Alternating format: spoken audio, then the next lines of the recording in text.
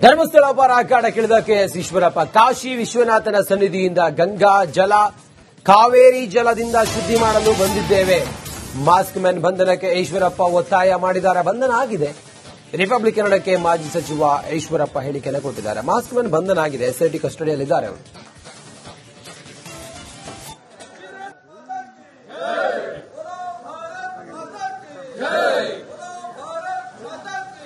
ತುಂಗೆಯಿಂದ ತುಂಗಾ ನದಿಯಿಂದ ತುಂಗಾ ಜಲವನ್ನು ತಂದಿದ್ದಾರೆ. ಕಾವೇರಿ ನದಿಯನ್ನು ತಂದಿದ್ದಾರೆ. ನೇತ್ರಾವತಿಯಿಂದ ನೇತ್ರಾವತಿ ಜಲವನ್ನು ಕೂಡ ತಂದು ಶುದ್ಧೀಕರಣವನ್ನ ಮಾಡೋದಕ್ಕೆ ಕೂಡ ಮುಂದಾಗ್ತಿದ್ದಾರೆ. ಅವ್ರನ್ನ ನಾನು ಮಾತಾಡಿಸುವಂತ ಪ್ರಯತ್ನವನ್ನ ಮಾಡ್ತಾ ಹೋಗ್ತೀನಿ. ಸರ್, ಇವತ್ತು ಶುದ್ಧೀಕರಣ ಮಾಡೋದಕ್ಕೆ ಅಂತೇಳಿ ತಾವು ಬಂದಿದ್ದೀರಿ, ಏನ್ ಕಾರಣ? ಧರ್ಮಸ್ಥಳವನ್ನ ಹಿಂದೂ ದ್ರೋಹಿಗಳು, ಧರ್ಮ ದ್ರೋಹಿಗಳು ಅಪಪ್ರಚಾರ ಮಾಡಿ ಇದನ್ನು ಮಲಿನಗೊಳಿಸಿದ್ದಾರೆ. ಹಾಗಾಗಿ ಗಂಗೆ, ತುಂಗೆ, ನೇತ್ರಾವತಿ ಎಲ್ಲಿಂದನೂ ಕೂಡ ನಮ್ಮ ಹೆಣ್ಮಕ್ಳು, ಸಂಸ್ಕೃತಿ ಉಳಿಸಂತ ಹೆಣ್ಮಕ್ಳು ಇದನ್ನ ಶುದ್ಧೀಕರಣ ಮಾಡಬೇಕು ಅಂತ ಧರ್ಮಸ್ಥಳಕ್ಕೆ ನಾವೆಲ್ಲ ಬಂದಿದ್ದೇವೆ. ಸಾವಿರಾರು ಸಂಖ್ಯೆಯಲ್ಲಿ ಬಂದಿದ್ದೇವೆ. ಶುದ್ಧೀಕರಣ ಮಾಡಿದ್ದೇವೆ. ಇದು ವಿಶ್ವಾಸದಿಂದ ಬಂದಿದ್ದೇವೆ. ಸರ್, ಈಗ ಇಡಿ ಕೂಡ ತನಿಖೆಗೆ ಧುಮುಕಿದೆ.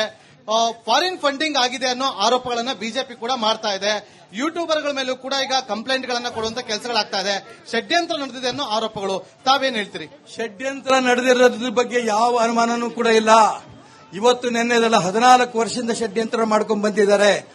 ಆಗಲೇ ಯಾರ್ಯಾರು ಷಡ್ಯಂತ್ರ ಮಾಡ್ತಿದ್ದಾರೆ ಇಂಥವ್ರನ್ನೆಲ್ಲ ಹಿಡಿದು ಒಳಗಾಕಿ ಒದ್ದಿದ್ರೆ ಎಲ್ಲವೂ ಹೊರಗೆ ಬರುತ್ತಿತ್ತು. ಆದರೆ ರಾಜ್ಯ ಸರ್ಕಾರ ಇಲ್ಲಿ ತನಕ ಯಾಕೆ ಸುಮ್ಮನೆ ಇತ್ತು ಗೊತ್ತಿಲ್ಲ. ಈಗ ಎಸ್ಐಟಿ ಫಾರ್ಮ್ ಮಾಡಿದ ನಂತರ ಆಗಲೂ ನಾವು ಮೊದಲನೇ ಬಾರಿನೇ ಶಿವಮೊಗ್ಗದಿಂದನೇ ಹೇಳಿದ್ವಿ, ಇದು ಯಾರು ಅನಾಮಿಕ ಇದ್ದಾನೆ, ಅವನ್ ಹಿಂದೆ ಯಾರಿದ್ದಾರೆ, ಅವನ್ ಹಿಡಿದು ಸ್ಟೇಷನ್ ಒದ್ರೆ ಎಲ್ಲ ಹೊರಗೆ ಬರುತ್ತೆ ಅಂತ ಮಾಡ್ಲಿಲ್ಲ ಅವರು. ಈಗ ಒಂದೊಂದೇ ಬರ್ತಾ ಇದೆ. ನಮ್ಗೆ ಯಾರೋ ಹೇಳ್ಕೊಟ್ರು, ಅದಕ್ಕೋಸ್ಕರ ಬುರುಡೆ ತಂದ್ವಿ, ಇದನ್ನೆಲ್ಲ ಈಗ ಮಾಡ್ತಿದ್ದಾರೆ. ಆಗಲೇ ಒದ್ದಿದ್ರೆ ಇದೆಲ್ಲ ಈ ಸಮಸ್ಯೆ ಬರ್ತಿರ್ಲಿಲ್ಲ. ಈಗಲೂ ನಮ್ಮ ಒತ್ತಾಯ ಇದೆ. ಫಾರಿನ್ ಫಂಡ್ ಬಂದಿದೆ ಅಂತ ಅವರು ಹೇಳ್ತಾ ಇದ್ದಾರೆ. ಜೊತೆಗೆ ಹಿಂದೆ ಅನೇಕ ಷಡ್ಯಂತ್ರ ನಡೆದಿರೋ ರಾಷ್ಟ್ರ ದ್ರೋಹಿಗಳು, ಧರ್ಮ ದ್ರೋಹಿಗಳಲ್ಲಿ ಇದ್ದಾರೆ. ಅನೇಕ ಸಂಘಟನೆಗಳಿದೆ. ಇವೆಲ್ಲವೂ ಹೊರಗೆ ಬರಬೇಕಾದ್ರೆ ಇದು ರಾಜ್ಯ ಸರ್ಕಾರ ಎಸ್ಐಟಿ ಮಾಡಿದೆ, ಸಂತೋಷ. ಅದರಿಂದ ಅನೇಕ ಅಂಶ ಹೊರಗೆ ಬಂದಿದೆ. ಪ್ರಾಮಾಣಿಕ ಅವರು ಪ್ರಯತ್ನ ಮಾಡಿದ್ದಾರೆ. ಆದ್ರೆ ಇವರು ಸಾಕಾಗಲ್ಲ. ಎನ್ಐಎ ಮುಖಾಂತರನೇ ಇದಷ್ಟು ಕೂಡ ಹೊರಗಡೆ ಬರಬೇಕು. ಗೃಹ ಸಚಿವರು ಹೇಳಿದ್ರು ಎನ್ಐಎ ಕೊಡೋದ ಪ್ರಶ್ನೆನೇ ಇಲ್ಲ, ಎಸ್ಐಟಿ ತನಿಖೆ ಮಾಡ್ತಾ ಇದೆ ಅಂತ. ನಾನು ಗೃಹ ಸಚಿವರ ಬಗ್ಗೆ, ಮುಖ್ಯಮಂತ್ರಿಗಳ ಬಗ್ಗೆ ನಾನು ಅವರು ಏನ್ ಹೇಳಿದ್ದಾರೆ ಅದಕ್ಕೆ ಉತ್ತರ ಕೊಡಲ್ಲ. ಇಡೀ ದೇಶದ ಹಿಂದೂ ಧರ್ಮದ ಅಭಿಮಾನಿಗಳ ಪರವ ನಾನು ಹೇಳ್ತಾ ಇದ್ದೇನೆ. ಧರ್ಮಸ್ಥಳದ ಮಂಜುನಾಥನ ಸನ್ನಿಧಿಯಿಂದ ನಾವೆಲ್ಲ ಹೇಳ್ತಾ ಇದ್ದೇವೆ. ನಾವು ಯಾರ ವಿರುದ್ಧನೂ ಅಲ್ಲ. ಇದು ಎನ್ಐಎ ಕೊಡ್ಬೇಕಾದ್ರೆ ಅವರೇ ಹೇಳ್ತಾ ಇದ್ದಾರೆ ಇದ್ರ ಹಿಂದೆ ಷಡ್ಯಂತ್ರ ಇದೆ. ಡಿ ಕೆ ಶಿವಕುಮಾರ್ ಹೇಳಿಲ್ವಾ? ಷಡ್ಯಂತ್ರ ಯಾರ್ಯಾರು ಇದರಲ್ಲಿ ಯಾವ ದುಡ್ಡಿದೆ, ಇದಾಗಬೇಕಾದ್ರೆ ಎನ್ಐಎ ಮುಖಾಂತರ ಬರಬೇಕು. ನಾನು ಯಾವುದೇ ಕಾರಣಕ್ಕೂ ನಾನು ಎಸ್ಐಟಿ ಬಗ್ಗೆ ಟೀಕೆ ಮಾಡಲ್ಲ. ಆದ್ರೆ ಎನ್ಐಎ ಕೊಟ್ರೆ ಅನೇಕ ಇನ್ನೂ ಅಂಶಗಳು ಕೂಡ ಹೊರಗಡೆ ಬರುತ್ತೆ. ಧರ್ಮಸ್ಥಳ ಅಪಾರ ಅಖಾಡಕ್ಕಿಳಿದ ಕೆಎಸ್ ಈಶ್ವರಪ್ಪ. ಕಾಶಿ ವಿಶ್ವನಾಥನ ಸನ್ನಿಧಿಯಿಂದ ಗಂಗಾ ಜಲ, ಕಾವೇರಿ ಜಲದಿಂದ ಶುದ್ಧಿ ಮಾಡಲು ಬಂದಿದ್ದೇವೆ. ಮಾಸ್ಕ್ ಮ್ಯಾನ್ ಬಂಧನಕ್ಕೆ ಈಶ್ವರಪ್ಪ ಒತ್ತಾಯ ಮಾಡಿದ್ದಾರೆ. ಬಂಧನ ಆಗಿದೆ. ರಿಪಬ್ಲಿಕ್ ಕನ್ನಡಕ್ಕೆ ಮಾಜಿ ಸಚಿವ ಈಶ್ವರಪ್ಪ ಹೇಳಿಕೆಯನ್ನು ಕೊಟ್ಟಿದ್ದಾರೆ. ಮಾಸ್ಕ್ ಮ್ಯಾನ್ ಬಂಧನ ಆಗಿದೆ. ಎಸ್ಐಟಿ ಕಸ್ಟಡಿಯಲ್ಲಿದ್ದಾರೆ ಅವರು.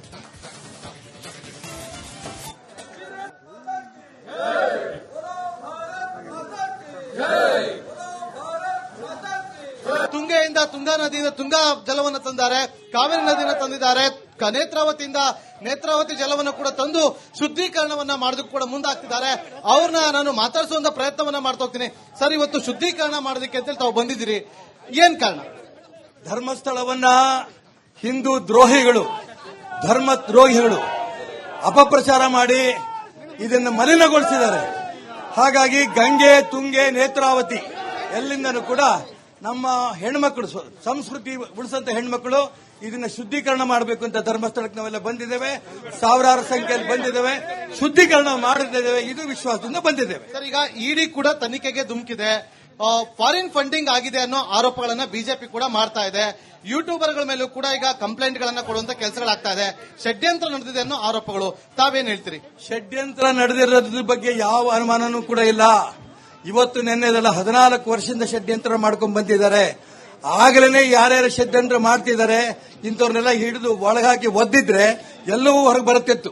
ಆದರೆ ರಾಜ್ಯ ಸರ್ಕಾರ ಇಲ್ಲಿ ತನಕ ಯಾಕೆ ಸುಮ್ಮನೆ ಇತ್ತು ಗೊತ್ತಿಲ್ಲ. ಈಗ ಎಸ್ಐಟಿ ಫಾರ್ಮ್ ಮಾಡಿದ ನಂತರ ಆಗಲೂ ನಾವು ಮೊದಲನೇ ಬಾರಿನೇ ಶಿವಮೊಗ್ಗದಿಂದನೇ ಹೇಳಿದ್ವಿ, ಇದು ಯಾರು ಅನಾಮಿಕ ಇದ್ದಾನೆ, ಅವನ್ ಹಿಂದೆ ಯಾರಿದ್ದಾರೆ, ಅವನ್ ಹಿಡಿದು ಸ್ಟೇಷನ್ ಒದ್ರೆ ಎಲ್ಲ ಹೊರಗೆ ಬರುತ್ತೆ ಅಂತ ಮಾಡ್ಲಿಲ್ಲ ಅವರು. ಈಗ ಒಂದೊಂದೇ ಬರ್ತಾ ಇದೆ. ನಮ್ಗೆ ಯಾರೋ ಹೇಳ್ಕೊಟ್ರು, ಅದಕ್ಕೋಸ್ಕರ ಬುರುಡೆ ತಂದ್ವಿ, ಇದನ್ನೆಲ್ಲ ಈಗ ಮಾಡ್ತಿದ್ದಾರೆ. ಆಗಲೇ ಒದ್ದಿದ್ರೆ ಇದೆಲ್ಲ ಈ ಸಮಸ್ಯೆ ಬರ್ತಿರ್ಲಿಲ್ಲ. ಈಗಲೂ ನಮ್ಮ ಒತ್ತಾಯ ಇದೆ. ಫಾರಿನ್ ಫಂಡ್ ಬಂದಿದೆ ಅಂತ ಅವರು ಹೇಳ್ತಾ ಇದ್ದಾರೆ. ಜೊತೆಗೆ ಹಿಂದೆ ಅನೇಕ ಷಡ್ಯಂತ್ರ ನಡೆದಿರೋ ರಾಷ್ಟ್ರ ದ್ರೋಹಿಗಳು, ಧರ್ಮ ದ್ರೋಹಿಗಳಲ್ಲಿ ಇದ್ದಾರೆ, ಅನೇಕ ಸಂಘಟನೆಗಳಿದೆ. ಇವೆಲ್ಲವೂ ಹೊರಗೆ ಬರಬೇಕಾದ್ರೆ ಇದು ರಾಜ್ಯ ಸರ್ಕಾರ SIT ಮಾಡಿದೆ, ಸಂತೋಷ. ಅದರಿಂದ ಅನೇಕ ಅಂಶ ಹೊರಗೆ ಬಂದಿದೆ. ಪ್ರಾಮಾಣಿಕ ಅವರು ಪ್ರಯತ್ನ ಮಾಡಿದ್ದಾರೆ. ಆದ್ರೆ ಇವರು ಸಾಕಾಗಲ್ಲ. NIA ಮುಖಾಂತರನೇ ಇದಷ್ಟು ಕೂಡ ಹೊರಗಡೆ ಬರಬೇಕು. ಗೃಹ ಸಚಿವರು ಹೇಳಿದ್ರು NIA ಕೊಡೋದ ಪ್ರಶ್ನೆನೇ ಇಲ್ಲ, SIT ತನಿಖೆ ಮಾಡ್ತಾ ಇದೆ ಅಂತ. ನಾನು ಗೃಹ ಸಚಿವರ ಬಗ್ಗೆ, ಮುಖ್ಯಮಂತ್ರಿಗಳ ಬಗ್ಗೆ ನಾನು ಅವರು ಏನ್ ಹೇಳಿದ್ದಾರೆ ಅದಕ್ಕೆ ಉತ್ತರ ಕೊಡಲ್ಲ. ಇಡೀ ದೇಶದ ಹಿಂದೂ ಧರ್ಮದ ಅಭಿಮಾನಿಗಳ ಪರವ ನಾನು ಹೇಳ್ತಾ ಇದ್ದೀನಿ. ಧರ್ಮಸ್ಥಳದ ಮಂಜುನಾಥನ ಸನ್ನಿಧಿಯಿಂದ ನಾವೆಲ್ಲ ಹೇಳ್ತಾ ಇದ್ದೀವಿ. ನಾವು ಯಾರ ವಿರುದ್ಧನೂ ಅಲ್ಲ. ಇದು NIA ಕೊಡ್ಬೇಕಾದ್ರೆ ಅವರೇ ಹೇಳ್ತಾ ಇದ್ದಾರೆ ಇದ್ರ ಹಿಂದೆ ಷಡ್ಯಂತ್ರ ಇದೆ. DK ಶಿವಕುಮಾರ್ ಹೇಳಿಲ್ವಾ? ಷಡ್ಯಂತ್ರ ಅಂದ್ರೆ ಯಾರ್ಯಾರು ಇದರಲ್ಲಿ ಯಾವ ದುಡ್ಡಿದೆ, ಇದಾಗಬೇಕಾದ್ರೆ NIA ಮುಖಾಂತರ ಬರಬೇಕು. ನಾನು ಯಾವುದೇ ಕಾರಣಕ್ಕೂ ನಾನು SIT ಬಗ್ಗೆ ಟೀಕೆ ಮಾಡಲ್ಲ. ಆದ್ರೆ NIA ಕೊಟ್ರೆ ಅನೇಕ ಇನ್ನೂ ಅಂಶಗಳು ಕೂಡ ಹೊರಗಡೆ ಬರುತ್ತೆ.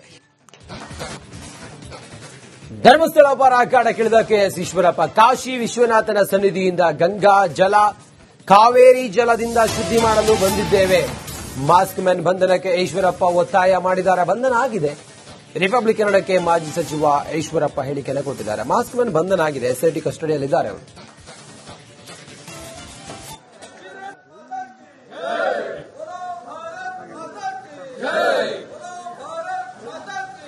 ತುಂಗೆಯಿಂದ ತುಂಗಾ ನದಿಯಿಂದ ತುಂಗಾ ಜಲವನ್ನು ತಂದಿದ್ದಾರೆ, ಕಾವೇರಿ ನದಿಯನ್ನು ತಂದಿದ್ದಾರೆ. ನೇತ್ರಾವತಿಯಿಂದ ನೇತ್ರಾವತಿ ಜಲವನ್ನು ಕೂಡ ತಂದು ಶುದ್ಧೀಕರಣವನ್ನ ಮಾಡೋದಕ್ಕೆ ಕೂಡ ಮುಂದಾಗ್ತಿದ್ದಾರೆ. ಅವ್ರನ್ನ ನಾನು ಮಾತಾಡಿಸುವಂತ ಪ್ರಯತ್ನವನ್ನ ಮಾಡ್ತಾ ಹೋಗ್ತೀನಿ. ಸರ್, ಇವತ್ತು ಶುದ್ಧೀಕರಣ ಮಾಡೋದಕ್ಕೆ ಅಂತೇಳಿ ತಾವು ಬಂದಿದ್ದೀರಿ, ಏನ್ ಕಾರಣ? ಧರ್ಮಸ್ಥಳವನ್ನ ಹಿಂದೂ ದ್ರೋಹಿಗಳು, ಧರ್ಮ ದ್ರೋಹಿಗಳು ಅಪಪ್ರಚಾರ ಮಾಡಿ ಇದನ್ನು ಮಲಿನಗೊಳಿಸಿದ್ದಾರೆ. ಹಾಗಾಗಿ ಗಂಗೆ, ತುಂಗೆ, ನೇತ್ರಾವತಿ ಎಲ್ಲಿಂದನೂ ಕೂಡ ನಮ್ಮ ಹೆಣ್ಮಕ್ಳು, ಸಂಸ್ಕೃತಿ ಉಳಿಸಂತ ಹೆಣ್ಮಕ್ಳು ಇದನ್ನ ಶುದ್ಧೀಕರಣ ಮಾಡಬೇಕು ಅಂತ ಧರ್ಮಸ್ಥಳಕ್ಕೆ ನಾವೆಲ್ಲ ಬಂದಿದ್ದೇವೆ. ಸಾವಿರಾರು ಸಂಖ್ಯೆಯಲ್ಲಿ ಬಂದಿದ್ದೇವೆ, ಶುದ್ಧೀಕರಣ ಮಾಡಿದ್ದೇವೆ. ಇದು ವಿಶ್ವಾಸದಿಂದ ಬಂದಿದ್ದೇವೆ. ಸರ್, ಈಗ ED ಕೂಡ ತನಿಖೆಗೆ ಧುಮುಕಿದೆ. ಫಾರಿನ್ ಫಂಡಿಂಗ್ ಆಗಿದೆ ಅನ್ನೋ ಆರೋಪಗಳನ್ನ ಬಿಜೆಪಿ ಕೂಡ ಮಾಡ್ತಾ ಇದೆ. ಯೂಟ್ಯೂಬರ್ಗಳ ಮೇಲೂ ಕೂಡ ಈಗ ಕಂಪ್ಲೇಂಟ್ ಗಳನ್ನ ಕೊಡುವಂತ ಕೆಲಸಗಳಾಗ್ತಾ ಇದೆ. ಷಡ್ಯಂತ್ರ ನಡೆದಿದೆ ಅನ್ನೋ ಆರೋಪಗಳು, ತಾವೇನ್ ಹೇಳ್ತೀರಿ? ಷಡ್ಯಂತ್ರ ನಡೆದಿರೋದ್ರ ಬಗ್ಗೆ ಯಾವ ಅನುಮಾನನೂ ಕೂಡ ಇಲ್ಲ. ಇವತ್ತು ನಿನ್ನೆದಲ್ಲ 14 ವರ್ಷದಿಂದ ಷಡ್ಯಂತ್ರ ಮಾಡ್ಕೊಂಡು ಬಂದಿದ್ದಾರೆ. ಆಗಲೇ ಯಾರ್ಯಾರು ಷಡ್ಯಂತ್ರ ಮಾಡ್ತಿದ್ದಾರೆ ಇಂಥವ್ರನ್ನೆಲ್ಲ ಹಿಡಿದು ಒಳಗಾಕಿ ಒದ್ದಿದ್ರೆ ಎಲ್ಲವೂ ಹೊರಗೆ ಬರುತ್ತಿತ್ತು. ಆದರೆ ರಾಜ್ಯ ಸರ್ಕಾರ ಇಲ್ಲಿ ತನಕ ಯಾಕೆ ಸುಮ್ಮನೆ ಇತ್ತು ಗೊತ್ತಿಲ್ಲ. ಈಗ SIT ಫಾರ್ಮ್ ಮಾಡಿದ ನಂತರ